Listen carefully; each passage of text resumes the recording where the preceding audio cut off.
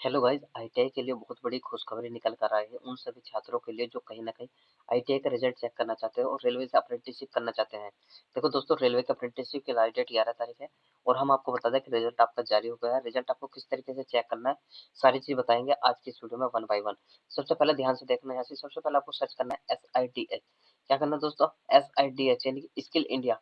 तो इस तरीके से आप क्लिक कर सकते हैं। जैसे ही आप क्लिक करते हैं तो पहला इंटरफेस जो आपके सामने बनकर आएगा, कुछ इस तरीके का इंटरफेस आएगा। यहाँ से साइड में जो लोगो बना हुआ है, इस पर आपको क्लिक करना है यहाँ से। उसके बाद लॉगिन कर देना है।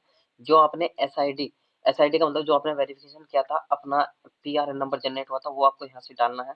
इस तरीके से आपको क्लिक करना है पुणे। यहाँ से आपको सीटीएस पे क्लिक करना है। यहाँ आपको अपना पीआरएन नंबर डालना है। कैपिटल आर लगाकर आपको नंबर डालना है। इस तरीके से आपको जो भी आपका रोल नंबर है, आप इस तरीके से डाल सकते हैं। और डालने के बाद उसके बाद आपको अपनी डेट ऑफ बर्थ को सिलेक्ट करना है। डेट ऑफ बर्थ जो आपके कैलेंडर के अकॉर्डिंग ही डलेगी, ठीक है ना? तो आप यहाँ से डाल सकते हैं जिसकी जो भी डेट ऑफ बर्थ बैठ रही है। हमारे पास ये जो डाटा अभी आया हुआ है, तो इसके अकॉर्डिंग हम सेट करके देखते हैं।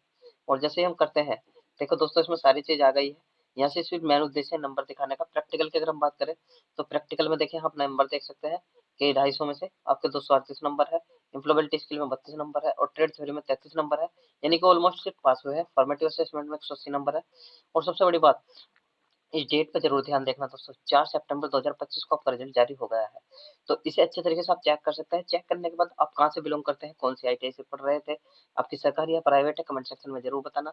और ये भी बताना कि आपके जो है रिजल्ट में कितनी परसेंटेज बनी है।